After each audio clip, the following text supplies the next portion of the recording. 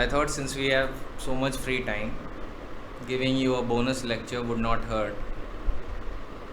So, I will give you a bonus lecture on plea bargaining. So, most popular question which comes from this chapter, that is chapter 21a, is that under what chapter plea bargaining is contained. That sort of question can come into prelims. Another sort of question that will come, that when was it enforced? 5th of July 2006, that was the date when it was enforced. So this chapter is not very nuanced. It doesn't have so many important concepts there. In fact, it has no important concepts, at least none which has been culled out by the Supreme Court. And so from the examination point of view, you have to only read it on a bare act level. But in United States, this plea bargaining has been taken from United States, but the nature of plea bargaining that has been incorporated in India is very different. The plea bargaining as it exists in United States is very different in nature, because there you have to plead guilty. Here the plea of guilt is not there. Here you have to frame a mutually satisfactory disposition. That is it. A mutually satisfactory disposition is the aim of this chapter, while in United States you have to plead guilty to the less severe charges. So in United States, it is an agreement in a criminal case between the prosecutor and defendant, where the defendant agrees to plead guilty to a particular charge in return for some concession from the prosecutor regarding other severe charges. So even though we call it plea bargaining, and we have taken inspiration from the jurisdictions and practices of the United States, but it is materially different from them. In United States, there are different kind of pleas, like plea bargaining, plea deal, or plea agreement, the plea of nolo contendere, charge bargaining. There are several other things that are there in United States because of the particular nature of their practice. But in India, this is very straightforward. Here you do not have to plead guilty. You have to actually frame a mutual satisfactory disposition. Alright, so I'll first read on which chapter, on which sort of offenses does plea bargaining apply. So the chapter applies on an accused against whom, if the case is instituted on a police report. See, this is such a huge paragraph, but the essence is one thing. If the case has been instituted on a police report or on a police investigation, and the offence is punishable by an imprisonment of over 7 years, then the plea bargaining chapter will not apply. So you know that the upper limit for the applicability of this chapter is 7 years or under. Then clause B also tells you the same thing. If let us suppose a complaint case is there, so the upper limit is what? The imprisonment for an offence should not exceed over 7 years. Alright, it should be under that. And also a very special thing is there, that it does not apply when the offence affects the socio-economic condition of the country, like PMLA Act, your I think NDPS Act, acts like that, or which has been committed against a woman or a child below the age of 14 years. Mark this, that 14 years is only here. You will always be confused that when a police officer summons a witness for an investigation, then what is the age limit under which a police officer cannot summon a particular witness before itself. There is that sort of question. So under the investigation chapter, the limit is 15 years. But for the purpose of plea bargaining, if a crime has been committed, against a woman or a child below 14 years, so in those situations, plea bargaining will not apply, or if it affects the socio-economic condition of the country. No matter, even if the imprisonment that is provided may be for less than 7 years. Alright, on those situations it will not apply. Then the central government has notified what are the offences which affect the socio-economic conditions of the country. So they are Dowry Prohibition Act, Commission of Sati Prevention Act,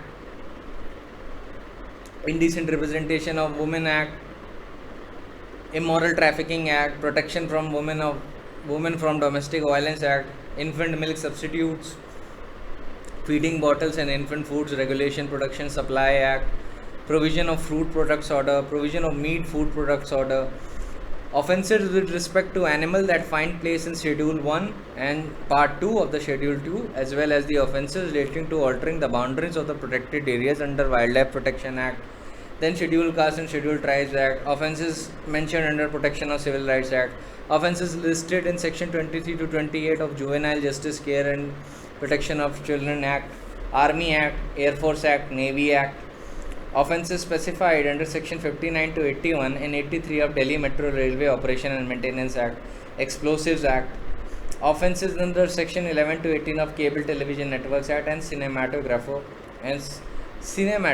Act 1952. So these offences have been listed. So basically you will always have a question among these listed acts in the prelims, that which of the particular acts applies or not. See, it is not a very popular chapter of the CRPC. Most often it is not even asked. Most often.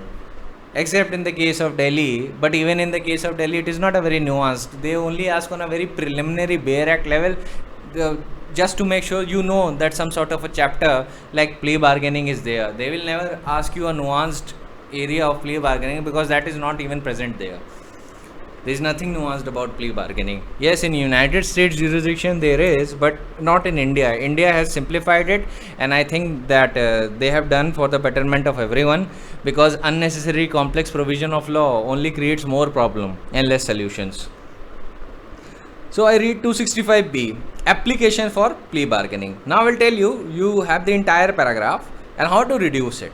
So first I'll read.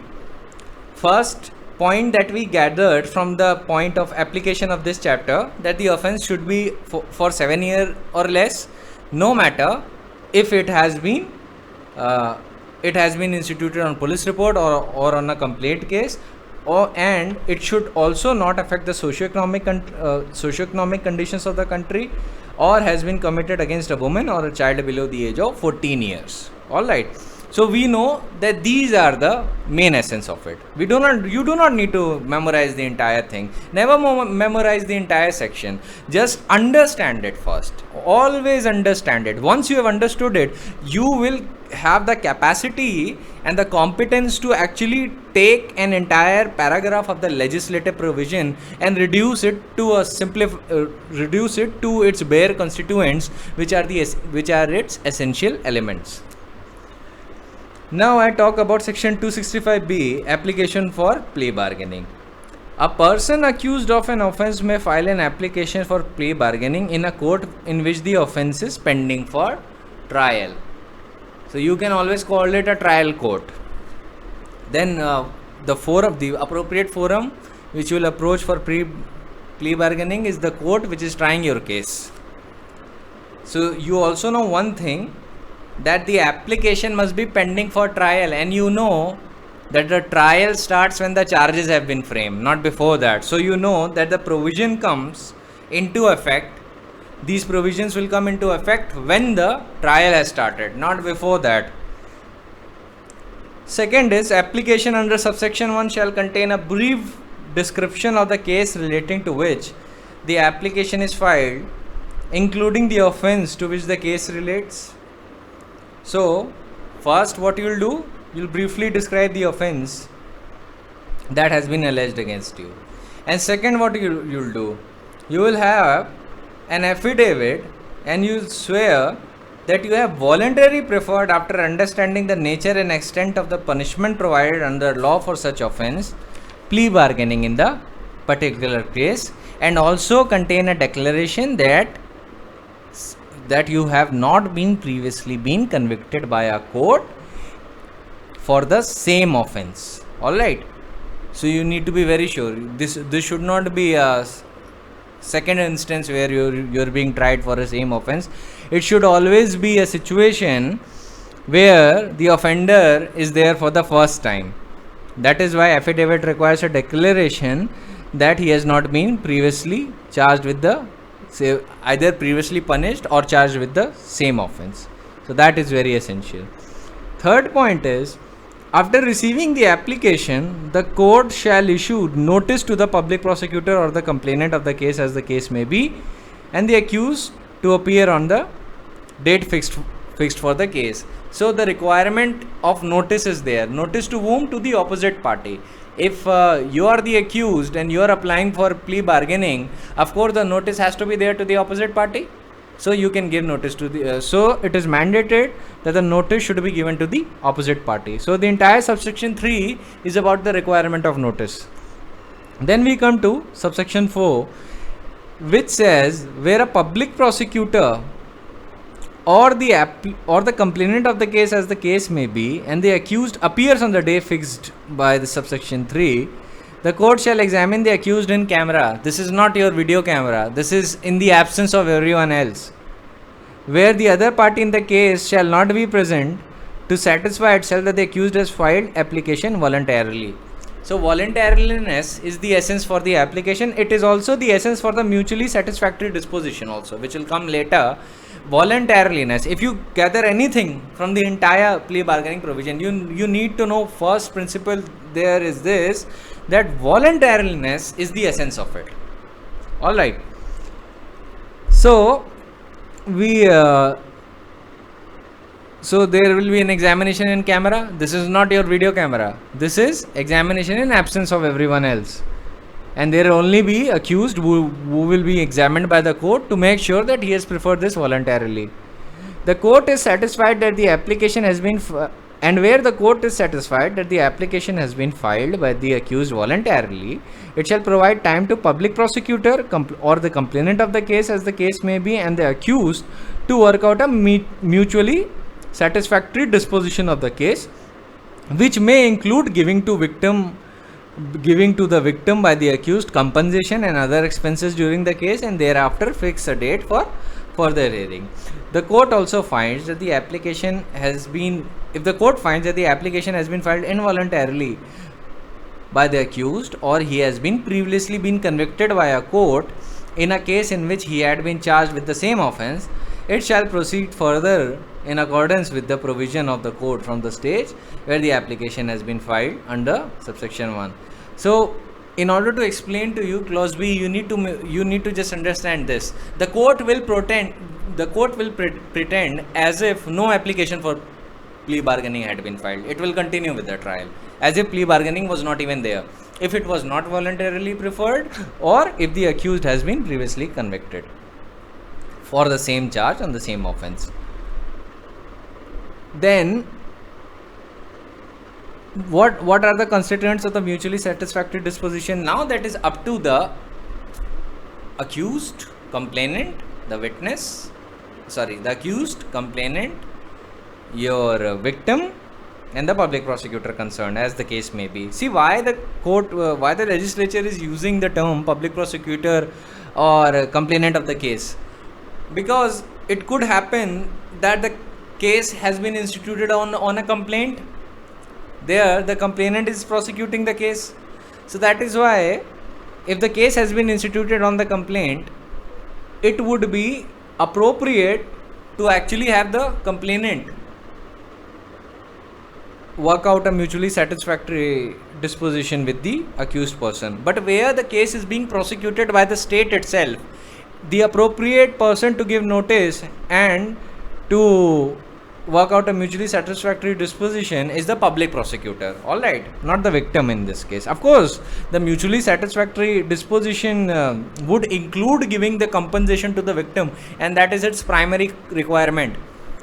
ये जो आपका mutually satisfactory disposition होता है ना, इसमें ज़्यादातर क्या होता है, एक स्पेसिफिक सम होता है जो you can pay to the other party, and उसके बाद क्या होता है कि मामला रफा दफा करो, मैं तुम्हें इतना कंपनसेशन देता हूँ और ये जो तुम्हारे जितने एक्सपेंसेस थे उन सबको मैं पूरा करता हूँ and you just drop these charges.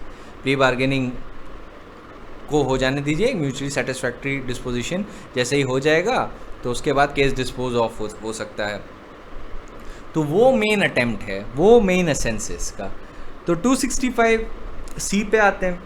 Next, guidelines for mutually satisfactory disposition.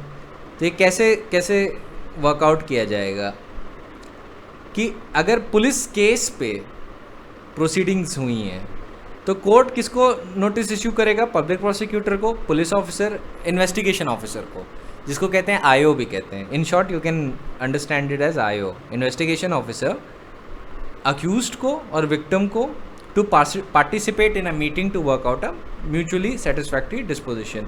अच्छा, पब्लिक प्रोसिक्यूटर का तो आपको समझ में आता होगा, पर पुलिस ऑफिसर, इन्वेस्टिगेशन ऑफिसर को क्यों इंक्लूड किया? उसका रीज़न ये है कि कहीं ऐसा ना हो कि अक्यूज्ड विक्टिम के साथ बैठने के बाद थ्रेटन करने लगे सबको कि मेरी बात मान जाओ वरना अंजाम अच्छा नहीं होगा, ऐसी ऐसी बातें करने लगे। और ऊपर से क्योंकि इन्वेस्टिगेशन ऑफिसर ने इतनी मेहनत की थी उसको केस को इन्वेस्टिगेट करने में और सारा एविडेंस कलेक्ट करने में, so it is very essential कि he should also have a right to participate. Of course that is not an indefeasible right, लेकिन पूरा एसेंस इसका भी क्या है, इसके प्रोवाइजो में लिख दिया गया है कि जितना भी प्रोसीडिंग हो रही है इसकी म्यूचुअली सेटिस्फैक्ट्री डिस्पोजिशन की, वो वॉलंटरली होनी चाहिए, उसमें किसी का ड्यूरेस नहीं होना चाहिए, ना पब्लिक प्रोसिक्यूटर का होना चाहिए अक्यूज्ड पे, ना अक्यूज्ड का होना चाहिए विक्टिम पे।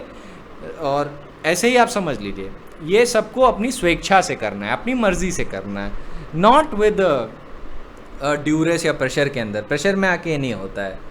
हाँ, और एक और प्रोवाइजो दिया गया है कि अक्यूज्ड को अगर अच्छा लगे तो अपने लॉयर के साथ भी मीटिंग में पार्टिसिपेट कर सकता है, क्योंकि उसको लगे मेरा लॉयर मेरा केस ज़्यादा अच्छे से रिप्रेजेंट कर सकता है म्यूचुअली सेटिस्फैक्ट्री डिस्पोजिशन की मीटिंग में।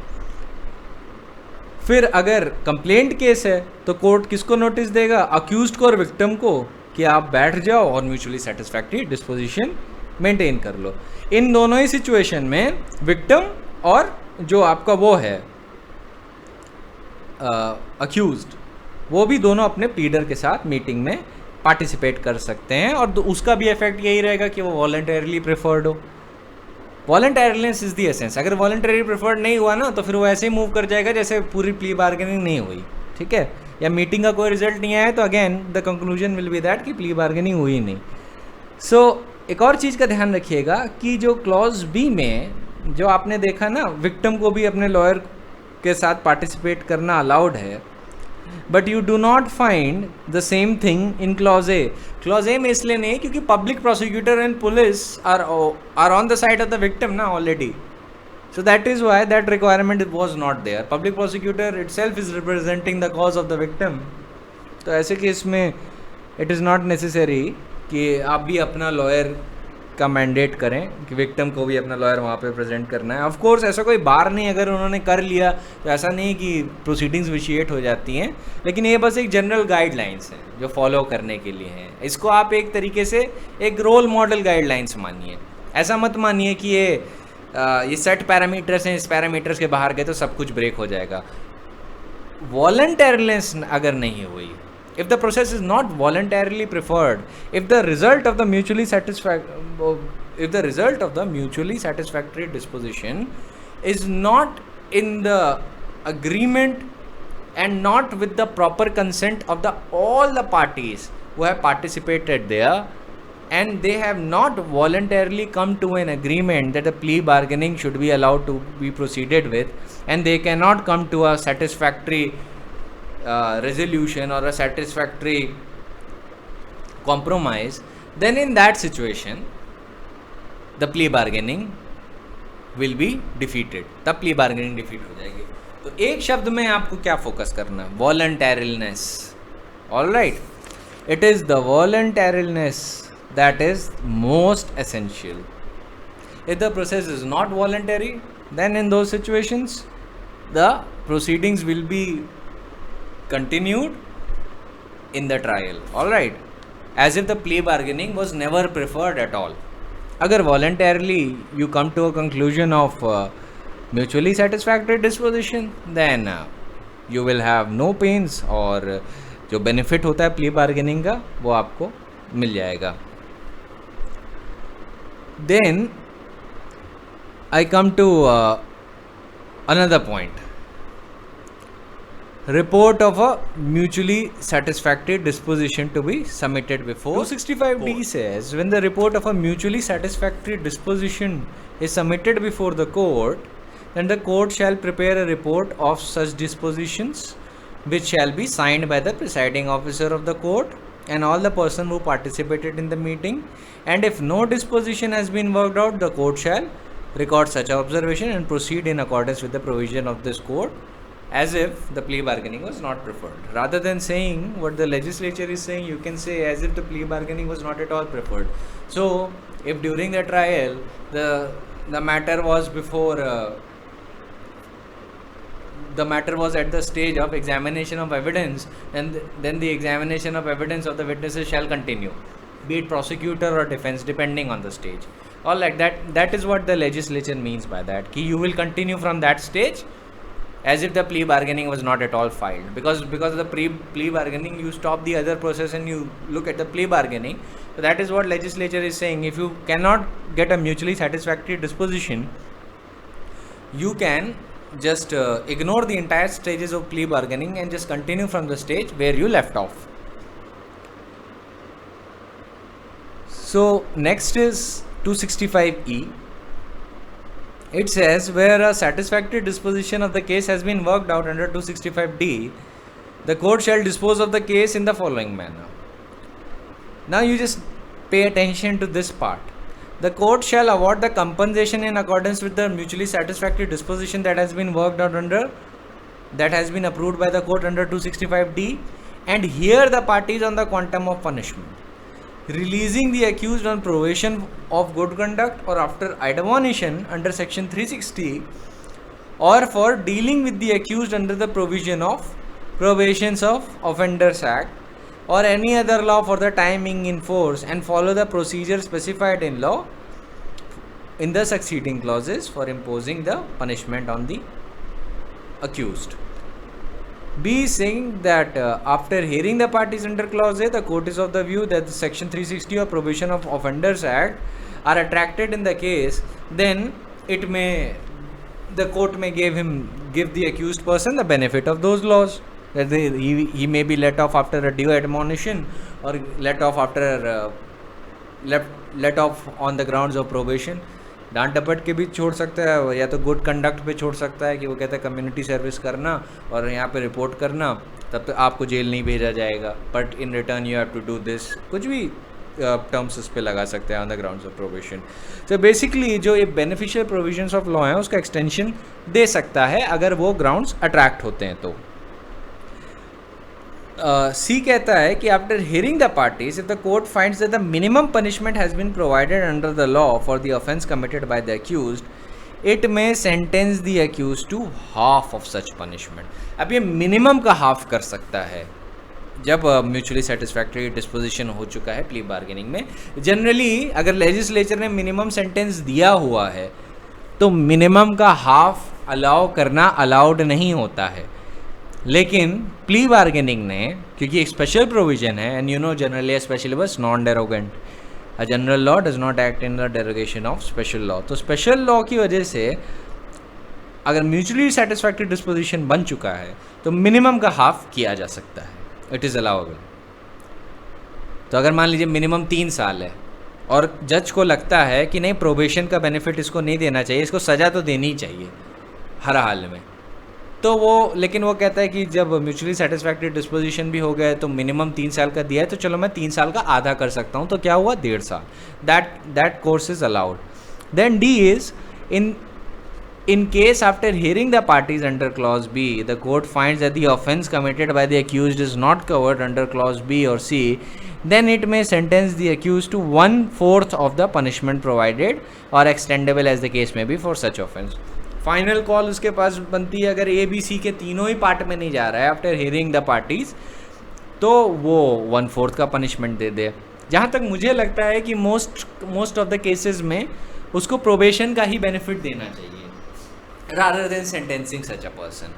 क्योंकि प्ली बार्गेनिंग के बाद उसे सेंटेंस करना I don't think it is a very good thing, but ये कोर्स ऑफ कोर्स ओपन है, it depends upon the fact and circumstances of the case. इसका कोई कट एंड राइट फॉर्मूला नहीं है. इसीलिए मैंने ये बताया था कि यहाँ पे थोड़ा डिफरेंस है. देखिए यहाँ पे क्या हो रहा है, यहाँ पे अक्यूज पर्सन है गिल्टी नहीं प्लीड करता है. यूनाइटेड स्टेट्स में ही has to plead guilty to a less serious charge.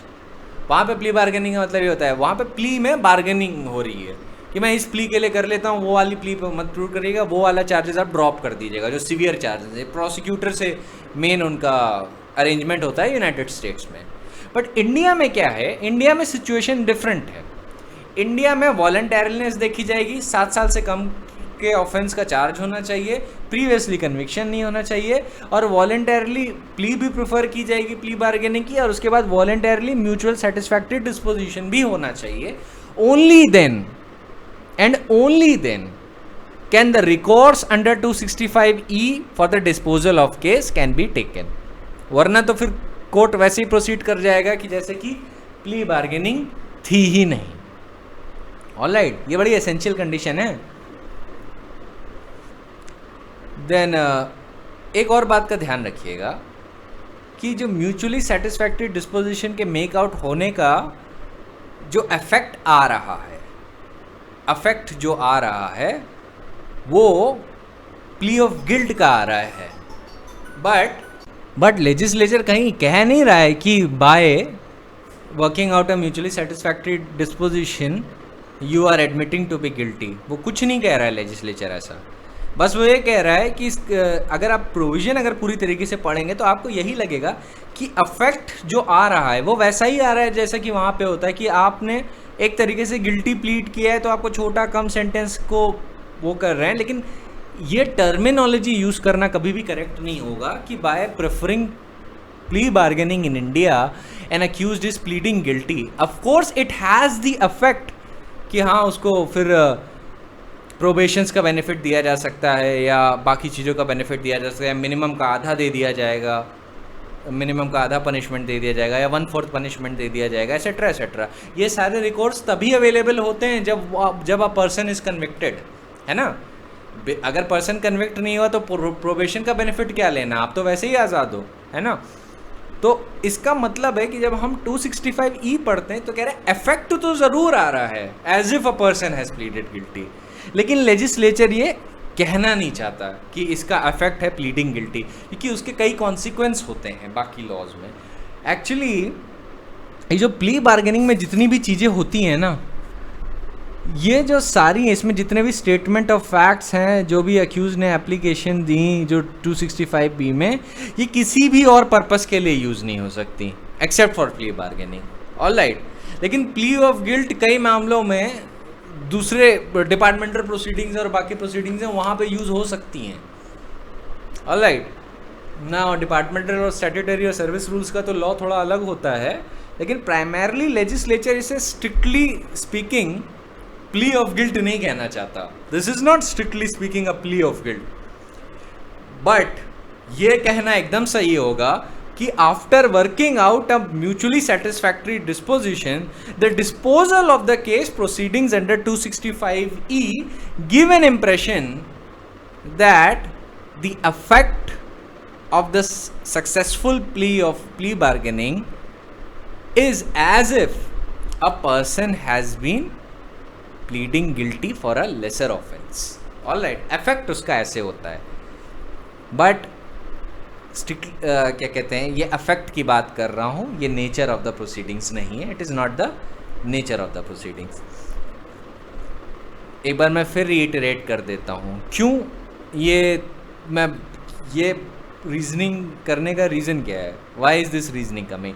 क्योंकि 265E का प्रोसेस देखिए, हियरिंग के बाद कोर्ट ये नहीं कह रहा है कि इसका इफेक्ट एक्विटल का हो जाएगा. अगर आज़ाद करना होता तो सीधे लिख देता लेजिस्लेचर कि एक्विटल का इफेक्ट होगा. नो, लेजिस्लेचर इज सेइंग आप उसको प्रोबेशन का बेनिफिट दे सकते हैं, और अगर नहीं लगता है आपको प्रोबेशन का बेनिफिट सही देना तो आप मिनिमम दे सकते हैं, मिनिमम का हाफ दे सकते हैं. अगर वो सब भी नहीं, अगर मिनिमम सेंटेंस नहीं प्रोवाइडेड है तो 1/4 दे सकते हैं अगर आपको जेल टर्म देना ही है. 1/4 ऑफ द टोटल पनिशमेंट। तो अगर 4 साल से ऑफेंस मान लीजिए पनिशेबल है तो 1/4 हुआ 1 year. So depending on this scenario effect आ रहा है as if a person has been convicted, और म्यूचुअली सेटिस्फैक्ट्री डिस्पोजिशन का जो इफेक्ट आ रहा है as if that person has pleaded guilty, but legislature ये कहीं कह नहीं रहा, तो इसलिए आप भी नहीं कहेंगे। लेकिन हम जब भी अफेक्ट की बात करेंगे तो अफेक्ट पे हम लोग हमेशा ये आर्ग्यू कर सकते हैं कि इसका अफेक्ट बिल्कुल वैसा ही है जैसे कि प्ली बार्गेनिंग यूनाइटेड स्टेट्स में होती है, लेकिन जहाँ यूनाइटेड स्टेट्स में प्ली बार्गेनिंग जहाँ पे एक्सप्रेस होती है where a person has actually pleaded for a lesser charge, वो प्लीड गिल्टी कर लेता है छोटे चार्ज के लिए एक्सप्रेसली। अब जब प्ली बार्गेनिंग अग्रीमेंट सेटल हो जाता है तो वो सच में वो ऐसा करता है कि I am pleading for a lesser charge, वो जो भी चार्ज जो उन लोगों ने अग्री किए हैं कि इन छोटे चार्जों को एडमिट कर लो तो बड़े चार्जेस को हम लोग ड्रॉप कर देंगे। तो वो जैसा भी एग्रीमेंट जो सेटल आउट हुआ होता है प्रोसिक्यूटर और डिफेंडेंट के बीच, वो उसके हिसाब से लेसर ऑफेंसेस के लिए गिल्टी प्लीड करता है actually for a laser sentence and for a lesser charge. लेकिन यहाँ पे ऐसा कुछ नहीं बताया गया है।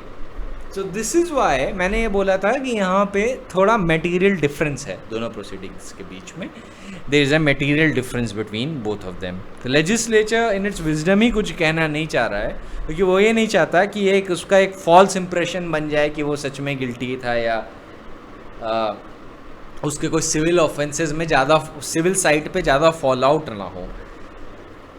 I think that is one of the primary purposes, क्योंकि अदरवाइज़ और कोई उसका कोई लॉजिकल रीज़न नहीं लग रहा कि क्यों लेजिस्लेचर ने उसको यूनाइटेड स्टेट्स की प्रोसीडिंग्स का as it is cut copy paste क्यों नहीं किया, rather than talking about a mutually satisfactory disposition. क्योंकि यूनाइटेड स्टेट्स का अगर आप प्रोसेस पढ़ेंगे तो you will come to find that after the agreement has been done between the prosecutor and the defendant, तो उसके बाद the defendant actually pleads guilty in a same way, जैसे कि सेशंस ट्रायल में 229 में प्लीड गिल्टी नहीं होता है कि हाँ ये ऑफेंस मैंने कमिट किया था, फिर एक्सेट्रा उसके ऑफेंस के इंग्रेडिएंट एडमिट करना फिर बताना। तो ये सारी चीज़ें यहाँ पे नहीं, यहाँ पे बस म्यूचुअली सेटिस्फैक्ट्री डिस्पोजिशन है। तो ये जो डिफरेंस है इसी की वजह से you come to a conclusion कि जब म्यूचुअली सेटिस्फैक्ट्री डिस्पोजिशन पे आ गए तो उसका इफेक्ट हो जाएगा वैसा ही कि आपका सेंटेंस रिड्यूस हो और आपको सिवियरिटी कम हो, लेकिन नॉनदलेस अ पर्सन के ऊपर ऐसा ही तलवार लटकी है कि जैसे कि वो कन्विक्टेड हो रहा है, क्योंकि कन्विक्शन के बाद ही तो सेंटेंस आता है। इसीलिए सारी प्रोसीडिंग्स को देखते हुए you can make that conclusion. A power of finality of the judgement 265G, तो ये रिट प्रोसीडिंग्स को छोड़ के बोलता है कि कोई भी अपील नहीं लाई करेगी in any court against such judgement. Plea bargaining से जो भी जजमेंट आ रहा है उसके लिए कोई अपील नहीं हो सकती। अब power of the court in plea bargaining, तो जितनी भी पावर बेल और ट्रायल ऑफ द ऑफेंसेस और other matters relating to procedure जो भी उस कोर्ट में वेस्ट करती है वो सारी ही मेंटेन रहेंगी। फिर ये है कि period of detention undergone by the accuse to be set off. तो पीरियड ऑफ डिटेंशन क्या है, 428 में है कि होता है ना कि आपने मान लीजिए एक ट्रायल के बाद किसी अक्यूज्ड को ऑन कन्विक्शन 3 साल की सज़ा मिली, वो एज एन अंडर ट्रायल 1.5 साल ऑलरेडी जेल में रह चुका था। तो उसके बाद जब उसको 3 साल की सज़ा मिली है तो जो एज एन अंडर ट्रायल 1.5 साल सज़ा में रहा था ना वो सेट ऑफ होगा। तो इसका मतलब है कि उसको कितना सेंटेंस झेलना है आफ्टर कन्विक्शन, सिर्फ 1.5 साल का, क्योंकि 3 साल में से 1.5 साल तो वो एज एन अंडर ट्रायल झेल चुका है। यही इफेक्ट होता है 428 का। और फिर मेन हम आते हैं सेविंग्स पे। सेविंग्स 265J जो कहता है the provision of this chapter shall have effect notwithstanding anything inconsistent contained in any other provision of this code and nothing in this provision shall be construed to constrain the meaning of the provision of this chapter। अच्छा, इसमें जो expression है public prosecutor, उसमें assistant public prosecutor भी आता है। Then 265 के पर 225 में नहीं आता है, ये बात का ध्यान रखिएगा। यही इसीलिए लेजिस्लेचर ने यहाँ पे एक्सप्लेनेशन दे दी है। सेक्शन 225 में जहाँ पे trial in a court of session is to be conducted by public prosecutor, वहाँ पे पब्लिक प्रोसिक्यूटर ही है, वही कॉम्पिटेंट है कोर्ट ऑफ सेशन में ट्रायल कंडक्ट करने पे। Not an assistant public prosecutor, but for the purpose of plea bargaining public prosecutor के अंदर वो असिस्टेंट पब्लिक प्रोसिक्यूटर भी माना जाएगा। 265K वही बात कह रहा है जो अभी मैंने आपको पहले बताई, statement of the accuse not to be used, notwithstanding anything contained in any law for the time being in force, the statement or facts stated by an accused in an application for plea bargaining filed under section 265B shall not be used for any other purpose except for the purpose of this chapter। अब जितनी भी proceedings या चीज़ें हैं वो किसी और purpose के लिए यूज़ नहीं की जाएंगे। और ये 265L सिंपली कह देता है कि ये जो चैप्टर है, nothing in this chapter shall apply to juvenile or child defined as under the clause के of Juvenile Justice Protection Act। वो child और चिल्ड्रन माइनर्स जो है, माइनर के लेके जितने भी प्रोविजन है वो जुवेनाइल जस्टिस एक्ट के प्रोविजन के हिसाब से चलेंगे, ना कि plea bargaining. Juvenile can not enter into a plea bargaining agreement, क्योंकि at the end of a day plea bargaining क्या है? अग्रीमेंट है, क्योंकि म्यूचुअली सेटिस्फैक्ट्री डिस्पोजिशन होना होता है, टर्म्स होते हैं, कंपनसेशन का अमाउंट सेटल होता है, एक्सेट्रा एक्सेट्रा। माइनर तो इनकम्पिटेंट है कोई भी अग्रीमेंट करने में, है ना। That is one of the reason कि माइनर को इससे एक्सक्लूडेड रखा गया है।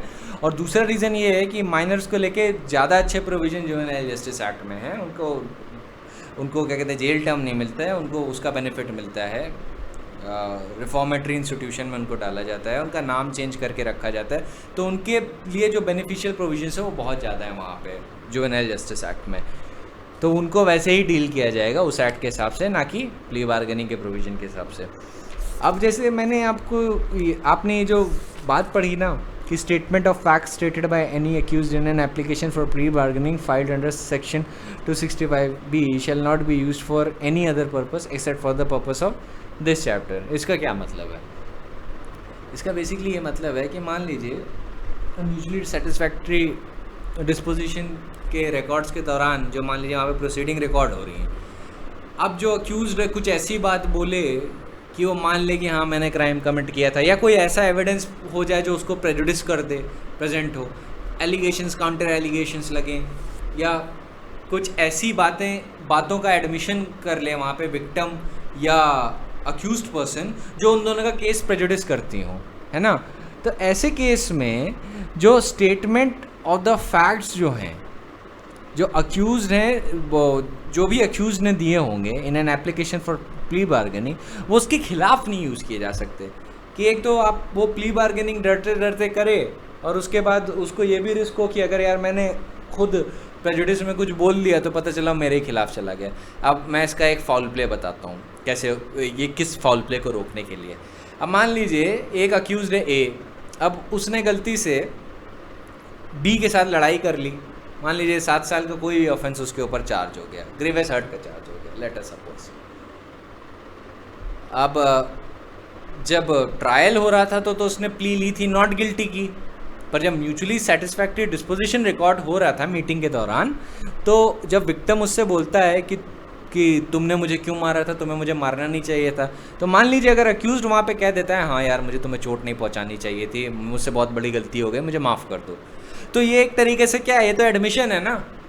अब मान लीजिए अगर विक्टिम फाउल प्ले करना चाहे और कहे कि नहीं मैं कोई म्यूचुअली सेटिस्फैक्ट्री डिस्पोजिशन नहीं करना चाहता, और फिर एंड में ये सब ख़त्म हो जाए, उसके बाद यही एडमिशन जो रिकॉर्ड हुआ वो ट्रायल पे ले जाना चाहे in order to prove guilt of the accused person, तो ये अलाउड नहीं है। ऑलराइट, तो this recourse is not allowed, है ना। ये प्ली बार्गेनिंग जिससे एक दूसरा method for getting incriminating admissions ना हो जाए, इसलिए ये प्रोविज़न लेजिस्लेचर ने लाया है। इसका कुछ थोड़ी थोड़ी रूट्स आपकी वहाँ से भी मिलती हैं आर्टिकल 20 से। हो सकता है वो कुछ ऐसी बातें बोल ले in order to solve some things और कंपनसेटरी करने के लिए, और प्रोसिक्यूटर ने हो सकता है विक्टिम को पट्टी पढ़ाई हो या आयो ने पढ़ाया हो कि नहीं इसको ज़्यादा कन्वर्ट करवा देंगे, इसको सीवियर पनिशमेंट दिलवा देंगे, ऐसे तो प्ली बार्गेनिंग करके बच जाएगा, तो इससे एक बार एडमिट करा लो मीटिंग में, उसके बाद हम लोग मानेंगे नहीं म्यूचुअली सेटिस्फैक्ट्री डिस्पोजिशन के लिए, या इतना बड़ा अमाउंट क्लेम कर देंगे कंपनसेशन का, ये दे ही नहीं पाएगा।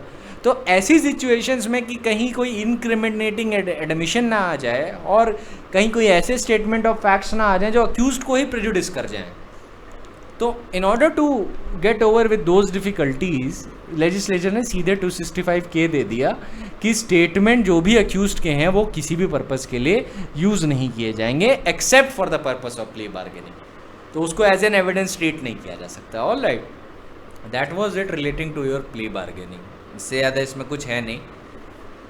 इनफैक्ट इसमें मैंने जो जो आपको चीज़ें समझाई ये सिर्फ आपके समझने के लिए हैं। एग्ज़ाम में मोस्ट प्रॉबेबली आपसे ये पूछा जाएगा कि प्ली बार्गेनिंग का प्रोसीजर क्या है, आप बता दीजिए, तो आप कितने सिंपली बता सकते हैं। चैप्टर 21A में है, ठीक है, 265A से 265L तक के प्रोविजंस हैं, और उसके बाद आप बता सकते हैं 7 साल से कम उम्र, 7 साल से कम से पनिशेबल ऑफेंस होना चाहिए, वुमेन के खिलाफ नहीं होना चाहिए, 14 ईयर्स से नीचे के चाइल्ड के खिलाफ नहीं होना चाहिए, 14 ईयर्स से नीचे, फिर आपका क्या कहते हैं सोशियो इकोनॉमिक कंडीशन को नहीं अफेक्ट करना चाहिए।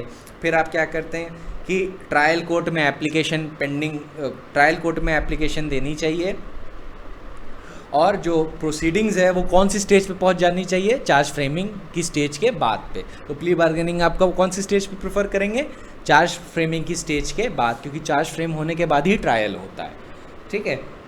तो उस स्टेज पे आप प्ली बार्गेनिंग प्रेफर कर सकते हैं। एप्लीकेशन वॉलंटरली होना चाहिए, और उसके बाद उसमें ब्रीफली आपको ऑफेंस डिस्क्राइब करना है कोर्ट को बताने के लिए कि कौन सा केस है, और उसके बाद एक एफिडेविट डालना है कि आप कभी भी प्रीवियसली सेम चार्ज के लिए कन्विक्ट नहीं हुआ है, जिससे आप चार्ज हुए हैं इस वाले कोर्ट में, फॉर द सेम ऑफेंस आपको कोई प्रीवियस कन्विक्शन का उसी ऑफेंस पे कोई रिकॉर्ड नहीं है, एसेट्रा। फिर जो कोर्ट है इन कैमरा आपको इंक्वायर क्या कहते हैं एग्जामिन करेगा, after giving notice to the public prosecutor और the complainant as the case में भी, और इन कैमरा आपका एग्जामिनेशन होगा, और सिर्फ किस लिए, वॉलंटरीनेस के लिए। और उसके बाद एक डेट फिक्स की जाएगी आपकी, विक्टिम की और बाकी लोगों की जो भी मेंशन है, पब्लिक प्रोसिक्यूटर, आईओ एसेट्रा, उनकी मीटिंग के लिए। Accused can also participate with his lawyer, ठीक है, एक ये हो गया, ये एक प्रिंसिपल हो गया। तो ये देखिए शॉर्ट है, you can make reduce it into 1 or 2 line, ठीक है। उसके बाद जब म्यूचुअली सेटिस्फैक्टरी डिस्पोजिशन रिकॉर्ड हो जाता है तो कोर्ट उसको अप्रूव कर देगा, और अगर नहीं रिकॉर्ड हो जाता तो कोर्ट वैसे प्रोसीड करेगा कि जैसे प्ली बार्गेनिंग कभी प्रेफर्ड ही ना हो, स्टेज से आगे चल जाएगा। फिर म्यूचुअली सेटिस्फैक्टरी डिस्पोजिशन अगर अप्रूव हो जाता है तो फिर आपको डिस्पोजल ऑफ द केस कैसे होगा वो देखना है, प्रोबेशंस का बेनिफिट मिल जाता है। ये देखिए हियरिंग ऑफ द पार्टीज़ के बाद, हियरिंग ऑफ द पार्टीज़ के बाद अगर प्रोबेशंस का बेनिफिट देना है तो प्रोबेशंस का बेनिफिट दे, मिनिमम सेंटेंस अगर प्रिस्क्राइब्ड है और कोर्ट को लगता है नहीं उसको सेंटेंस देना है तो मिनिमम का आधा दे दे। अगर उसे लगता है कि मिनिमम सेंटेंस नहीं प्रिस्क्राइब्ड है पर फिर भी इम्प्रिजनमेंट देना चाहे तो 1/4 दे दे। तो ये कोर्सेज ओपन है। ये जो स्टेटमेंट्स हैं इससे अपील नहीं लाई करेगी accept under the writ proceedings. वो अपील नहीं होती हैं, वो रिट प्रोसीडिंग्स होती हैं, अपील नहीं लाई करेगी, ये आप बता सकते हैं। Statement of the accused plea bargaining के अलावा जो भी हुए उसको उसी प्रोसीडिंग्स के अंदर रखा जाएगा, उसके बाहर वो एज एन एविडेंस नहीं यूज़ हो सकते, वो सिर्फ प्ली बार्गेनिंग के चैप्टर्स के लिए यूज़ हो सकते हैं। तो ये आप छोटा छोटा बता सकते हैं। I think I took 2 to 4 minutes to explain you the entire procedure. अब शॉर्ट में ऐसे आपको बताने में तो लंबा टाइम लगता है, लेकिन जब आपको एक बार समझ में आ जाए तो उसको समराइज़ करने में कितना टाइम लगा, 2 से 3 मिनट लगा।